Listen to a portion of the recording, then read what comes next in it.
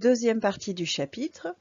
Dans la première, nous avions vu quelle était la définition de l'intégrale d'une fonction positive, puis la définition de l'intégrale d'une fonction de signe quelconque, en l'expliquant par un calcul d'air. À présent, nous allons voir comment calculer cette intégrale à l'aide des primitives de la fonction. Donc grand A, calcul d'une intégrale à l'aide de primitives. Commençons par une définition. Si on a une fonction f continue sur un intervalle, dire que la fonction grand F est une primitive de notre fonction f sur cet intervalle, c'est dire que grand F est une fonction dérivable et que sa dérivée est petit f. Donc petit f est une dérivée de grand F et la dérivée de grand F, alors grand F est une primitive de petit f. Donc en fait, la notion de primitive, c'est le fait de revenir en arrière par rapport à la notion de dérivation. Exemple, si j'ai la fonction f, petit f, définie par f de x égale 2x plus 3, alors la fonction grand F, définie par grand f de x égale x au carré plus 3x, est une primitive de petit f sur R. En effet, si je dérive x au carré, ça me donne 2x. Si je dérive 3x, ça me donne 3. Donc la dérivée de grand F, c'est bien 2x plus 3. Donc grand F est une primitive de petit f. Vous ferez attention de ne pas écrire de la même façon les f minuscules et les f majuscules. Sinon, nous avons deux fonctions différentes qui auront le même nom et on aura un problème. Donc faites bien attention à la caste des lettres. Donc les primitives en général sont notées par une lettre majuscule. Vous remarquerez aussi que j'ai dit la dérivée d'une fonction, puisqu'il n'y a qu'une seule, une fonction n'a qu'une dérivée. En revanche, pour les primitives, j'ai utilisé le pronom indéterminé une.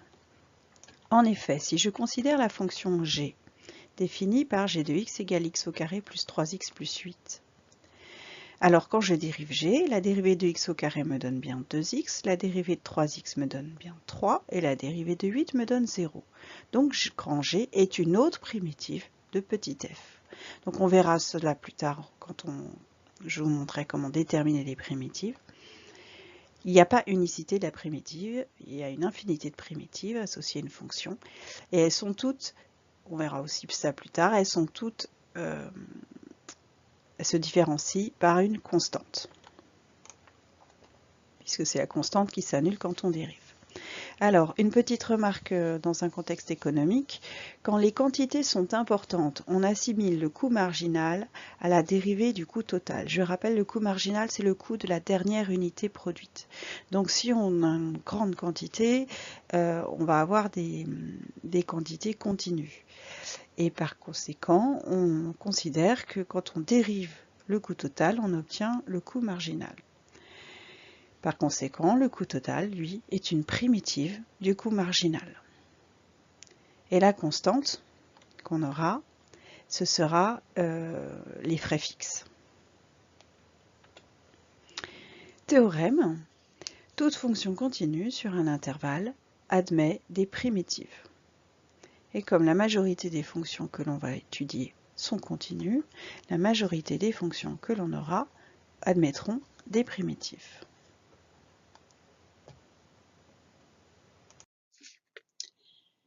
En particulier, nous avons la propriété suivante. La fonction grand F définie par grand F de x égale intégrale de a à petit x de f de t dt. Alors vous ferez attention, la variable x est celle qui est sur la borne supérieure de l'intégrale. En fait, ici, nous avons une intégrale. Mais au lieu d'avoir des bornes qui sont égales à deux nombres, à deux constantes, l'une des deux bornes, la borne supérieure, est la variable de la fonction grand F. Raison pour laquelle, pour une meilleure lisibilité, la variable à l'intérieur de l'intégrale n'est pas la même, donc c'est t. Intégrale de a à x de f de t dt est une primitive de la fonction grand F. Et donc sa dérivée, c'est la fonction f. Alors cette propriété, concrètement, en terminale ES, on n'utilisera pas énormément, mais c'est elle qui est à l'origine de la propriété suivante, qui elle est primordiale et qui sera beaucoup utilisée Propriété, si f est une primitive, grand F est une primitive de petit f, alors intégrale de a à b de f de x dx égale grand F de b moins grand F de a. Nous avons donc ici le moyen de calculer une intégrale d'une fonction à condition d'avoir déterminé une primitive de cette fonction. Propriété hyper importante à maîtriser absolument. Voyons à présent un exemple de calcul d'intégrale. On considère une fonction f définie sur l'intervalle 0,6 par f de x égale 10x moins 5 facteur d'exponentielle moins x. On nous demande de montrer que la fonction grand F, définie sur ce même intervalle par grand F de x égale moins 10x moins 5 exponentielle moins x, est une primitive de petit f sur l'intervalle 0,6. Et enfin, on nous demande d'en déduire la valeur exacte, puis une valeur approchée au centième de l'intégrale entre 2 et 4 de f de x dx. Donc dans ce genre d'exercice que l'on trouve parfois au baccalauréat, la situation n'est pas trop compliquée parce que l'on vous donne une primitive. Donc c'est beaucoup plus simple à faire que lorsque l'on vous demande de déterminer la primitive. Alors, pour montrer que grand F est une primitive de petit f, eh bien, je vais dériver grand F. Je reconnais que grand F est la dérivée d'un produit. Enfin, est la forme sous forme de produit. Donc, je remarque que j'ai u de x qui est égal à moins 10x moins 5, donc sa dérivée c'est moins 10, et v qui est égal à exponentielle moins x, donc v' c'est la dérivée de moins x fois exponentielle moins x, dérivée de moins x c'est moins 1, donc moins 1 exponentielle moins x, ce qui me donne moins exponentielle moins x.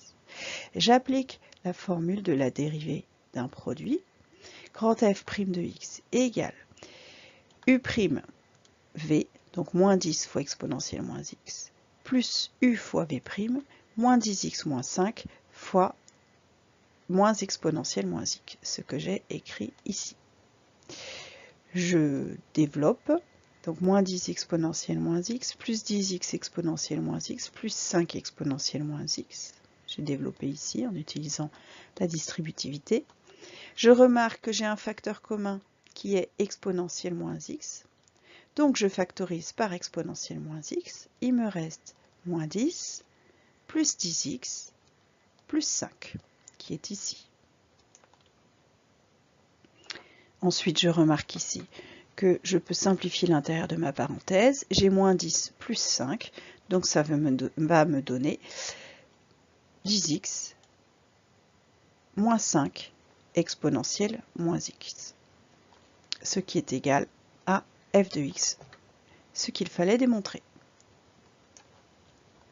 Et j'en déduis que la fonction grand F est une primitive de la fonction petit f sur l'intervalle 0,6. À présent, je vais aborder la deuxième question qui me demande de calculer l'intégrale entre 2 et 4 de la fonction. On a vu précédemment, dans la propriété que je vous ai dit primordiale pour ce chapitre, que l'intégrale entre 2 et 4 de f de x dx, c'est grand F de 4 moins grand F de 2, quand grand F est une primitive de petit f. Or, je viens de déterminer une primitive de petit f d'après la question précédente. Voici la primitive de petit f. Donc, que je vais utiliser. Donc, je vais calculer grand F de 4 et grand F de 2. Grand F de 2, je remplace x par 2. Ça fait moins 10 fois 2, moins 5, exponentielle moins 2. Moins 10 fois 2, ça fait moins 20, moins 5, moins 25, exponentielle moins 2. Je garde la valeur exacte. Je fais de même avec grand F de 4, je remplace x par 4. Moins 10 fois 4, ça fait moins 40, moins 40, moins 5, moins 45. Donc je garde encore la valeur exacte, moins 45, exponentielle moins 4. Je n'ai plus qu'à appliquer ma propriété. Grand F de 4, c'est moins 45 exponentielle moins 4, moins grand F de 2, donc moins 25, ce qui me fait plus 25 exponentielle moins 2. Voici la valeur exacte de l'intégrale. On me demandait une valeur approchée au centième.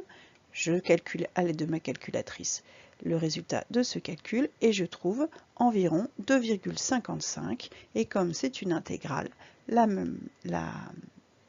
l'unité est unité d'air.